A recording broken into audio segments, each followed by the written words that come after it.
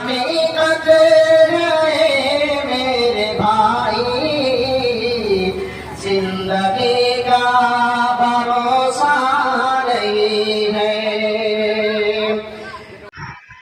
ہر قسم کی تعریف و توصیف اللہ رب العالمین کے لیے ہے، بعدہ درود و سلام نازل ہو اس کے تمام انبیاء کرام علیہم الصلاۃ والسلام پر، بالخصوص خصوصاً ہمارے اور آپ کے پیارے نبی تاجدار مدینہ احمد مصطفیٰ محمد مصطفیٰ صلی اللہ علیہ وسلم پر۔ میرے عزیز ساتھیوں، نوجوانوں، بزرگوں، ملت کی پردہ نصیب ماؤں اور بہن، اسٹیٹ کے اوپر جلوہ افروز معزز علماء کرام، میں جس موضوع پر خطابت کرنا چاہتا ہوں وہ ہے فکر آخرت۔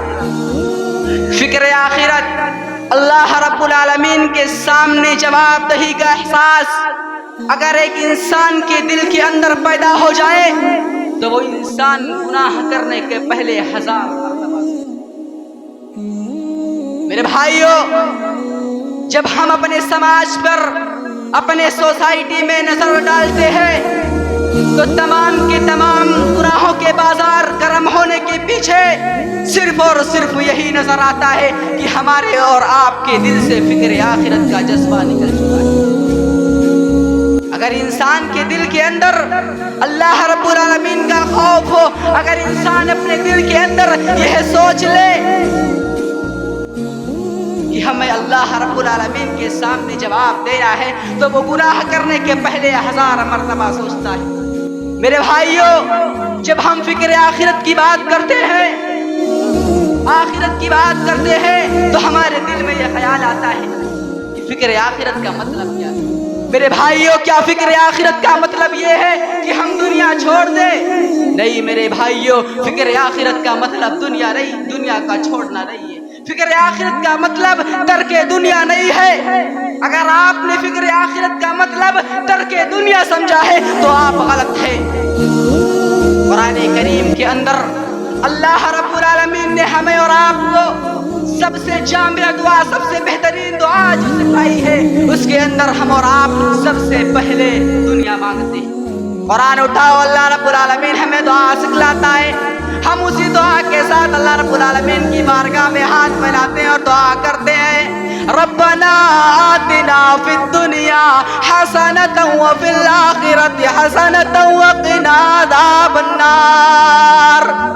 اے میرے پروردگار، ہمیں دنیا میں اچھائی عطا کر، آخرت میں بھلائی دے اور ہمیں عذاب النار سے بچا، جہنم کی آگ سے بچا۔ اسی کے ساتھ میں آپ کے سامنے ایک حدیث رسول رکھتا ہوں۔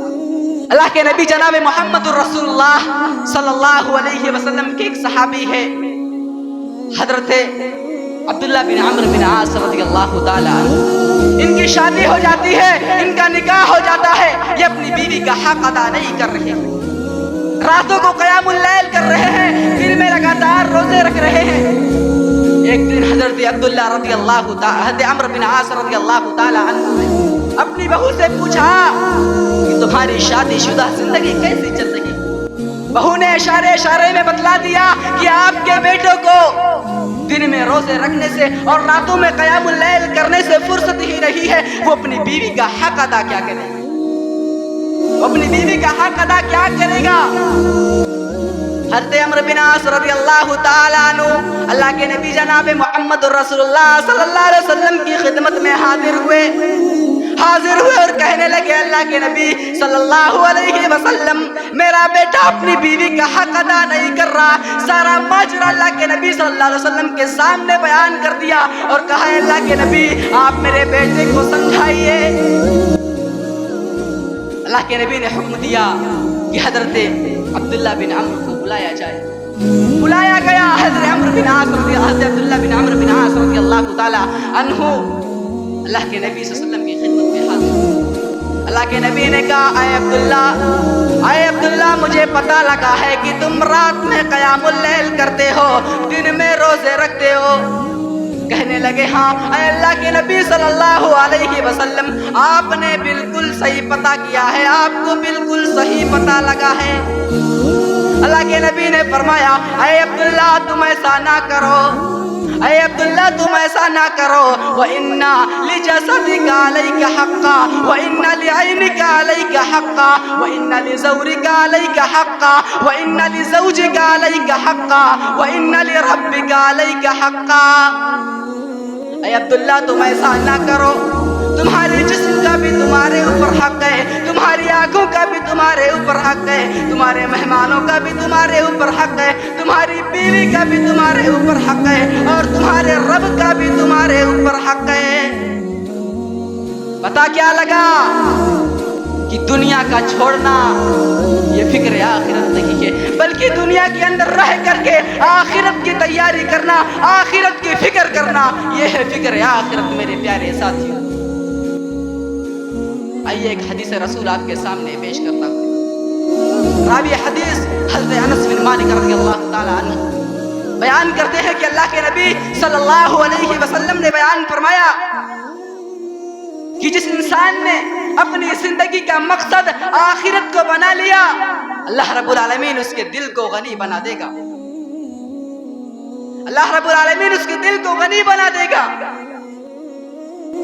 اور میرے پیارے ساتھیوں، اس نے اللہ رب العالمین کے خاطر، فکر آخرت کی خاطر دنیا کو چھوڑا تھا۔ اللہ کے نبی فرماتے ہیں کہ دنیا اس کے پاس چل کر کے آئے گی، اور جس نے اپنی زندگی کا مقصد دنیا بنا لیا، جو رات کو سوتا تھا دنیا کے لیے، صبح کو اٹھتا تھا دنیا کے لیے، دنیا کے لیے سیر کرتا تھا، دنیا کے لیے اٹھتا جاگتا پھرتا چلتا بیٹھتا تھا، اللہ رب العالمین ایسے انسان کے سامنے، ایسے انسان کی آنکھوں کے سامنے فقیری لا دیتا ہے،